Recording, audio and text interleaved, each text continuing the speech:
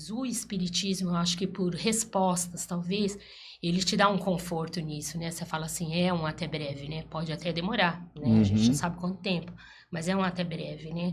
E isso é muito interessante. Assim como as pessoas que vêm também com um diagnóstico de uma doença terminal. Não é fácil, né? Te tira o chão, você tinha tantos sonhos, tantas coisas e vem pra gente, né? Aí a gente recebe com o quê? Com a força. Deus é que sabe, né, do Sim, nosso claro. dia, nem sempre essa doença é terminal. E a gente cuida do físico e a gente cuida do emocional, de forma que aquela pessoa se fortalece tanto que ela passa por aquele tratamento muito doloroso, que é a químio, que é a rádio ou tantos outros, e depois ela agradece e ela continua com a gente, né? O que mais tem no centro é isso também. Então, tudo isso mexe muito comigo, sabe? Eu demoro para dormir depois que eu chego do centro.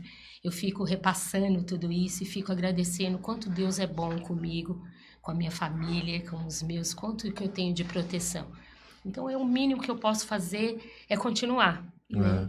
E essa questão é muito importante, né, Márcia? Porque mexe com o que você disse agora, com o emocional, né? Então é aquela questão de você fortalecer a fé da pessoa que às vezes está abalada, Sim.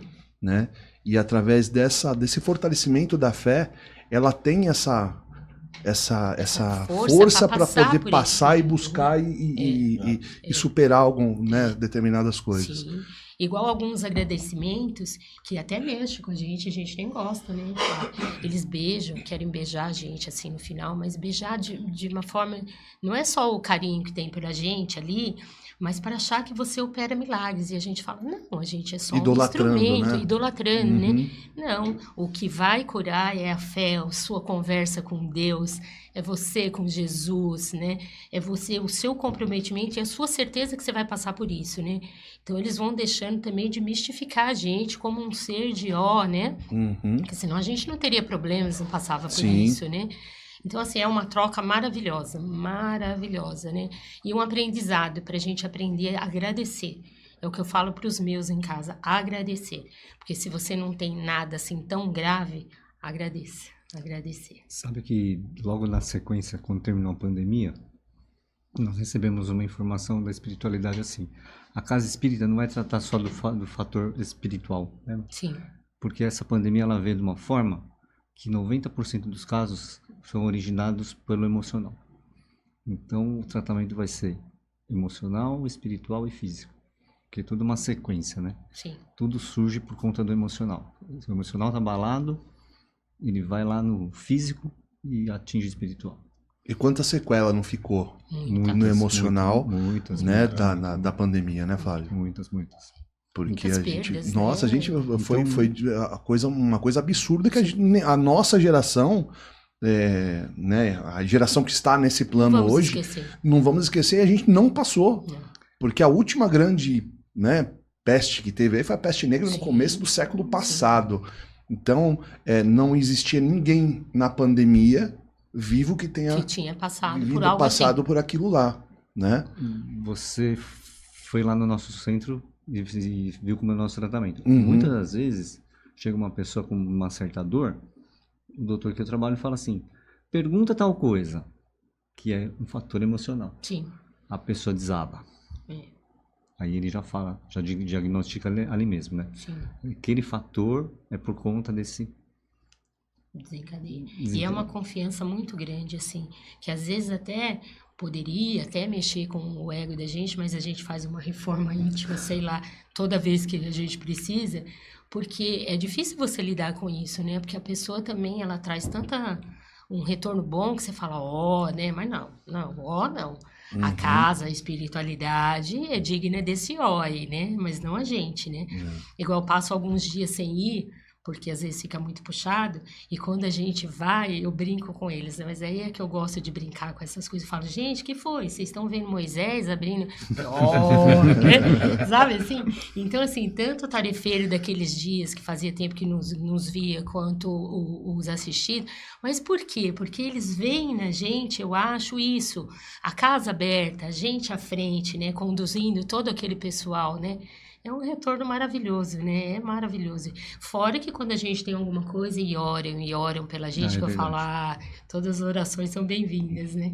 É muito interessante. Às vezes eu questiono meu mentor, falo assim pra ele, você ajuda todo mundo e eu?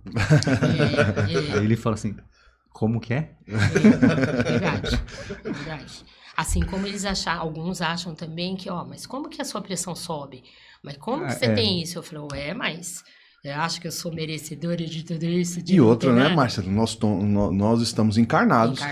Nós vamos sofrer tudo aqui, né? Todos os males da carne, né? Exatamente. E eu falo, gente, eu tô velhinha, né? Então, não tô mais à mesa. Não, mas como? Mas a doutora não te cuida? Eu falei, cuida. Mas tem coisa que... Você já pensou que poderia estar pior? Poderia estar pior, É mais ou menos isso. Não é verdade?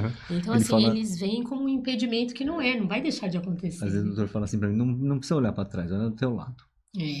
Tem gente com uma situação um pouquinho pior que a tua. Fora o que a gente não sabe o que a gente acertou lá, né? É na hora de vir, né? Então, a gente quais os resgates dessa vida, né? Os resgates, porque que nada é por acaso, né? Sim. Amigos, parentes, né? Tudo isso, nada é por acaso. Então, eu sempre falo assim, eu nem gostaria de saber do que é que vê, que fica mais fácil você não saber, né? Tem gente que já fala, e vai buscar, né, alguma coisa, e fala, não, tá bom assim, eu prefiro não saber, né? Tá bom assim, tá bom assim. Essa é uma reflexão que eu tava fazendo esse final de semana, olha só que coincidência, com um afilhado meu. E eu falei pra ele, olha, a espiritualidade e a criação é tão boa com a gente que ela não permite que a gente venha sabendo o que tem que a gente tem que resgatar. Sim. Né? A gente vem para cá para cumprir um propósito sem nem saber o que é. Saber. Né? E o decorrer da vida vai mostrar isso pra gente, né? Sim. Porque se a gente não tiver esse véu, né, do esquecimento que a gente fala, como que você vai lidar com as situações mais difíceis, né? Porque aos nossos olhos, né, a gente como ser humano, a gente se choca com situações onde pai mata a filha, né? Tem um relacionamento íntimo com ela, tantas outras coisas, maldades que a gente vê aos nossos olhos, né? Mas a gente não sabe, né? O filho que ele se droga e aí ele espanca a mãe para poder ter o dinheiro para comprar droga, assim, tanta coisa que a gente vê. O que a gente tem que fazer? Não julgar a princípio, é difícil, como trabalhar o perdão. E orar, porque assim, tudo tem um porquê, né? Nada é por acaso. E a gente vive nesse mundo de prova e expiação, onde as coisas estão acontecendo com uma intensidade agora, que é isso mesmo, né? Agora realmente separar o joio do trigo, né? Que a gente, os nossos aí, né, filhos, né, os netos, verão tudo isso daí lá na frente. Então, é agora acontecendo? Não, sempre teve, mas agora com uma intensidade maior, né? Então, é isso que eu falo, não quero saber nada. É isso que tem para mim hoje? É a casa pra gente conduzir? Então vamos fazer o nosso melhor, né? E assim a gente vai indo, além do que realmente virou um amor. É um amor isso.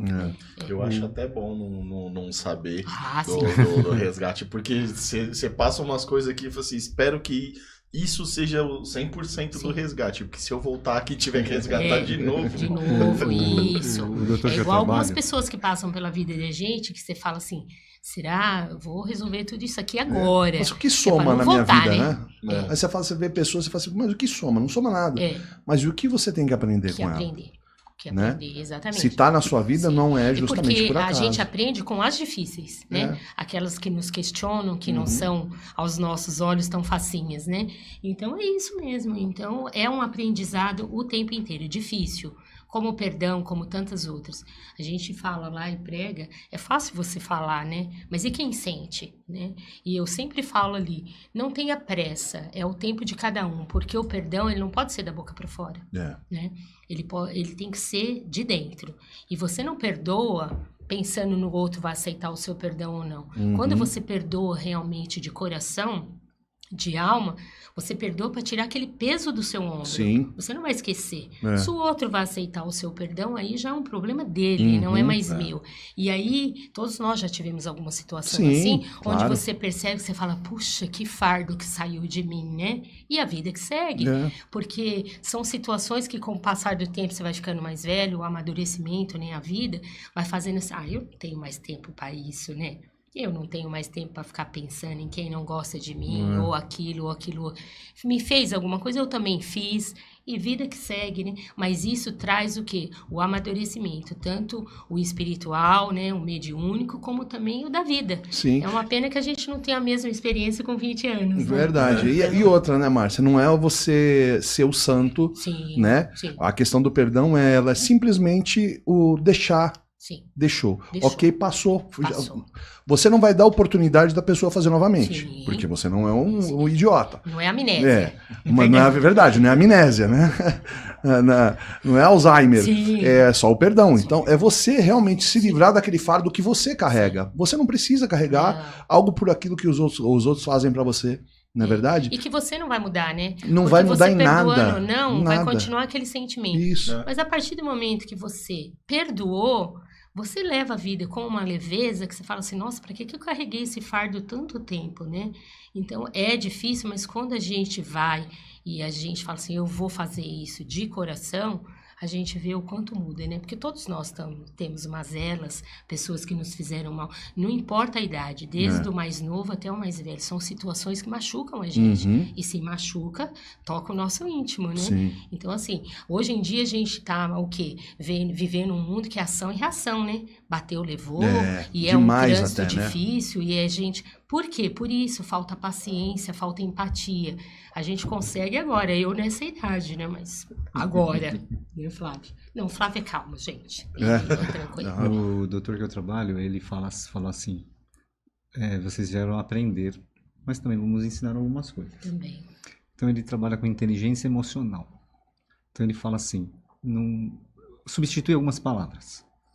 A gente fala resgate, né? Uhum. Muda para ajuste. É mais leve. Sim, verdade. Mas, às vezes você fala assim, nossa, tá tão difícil. Não, muda.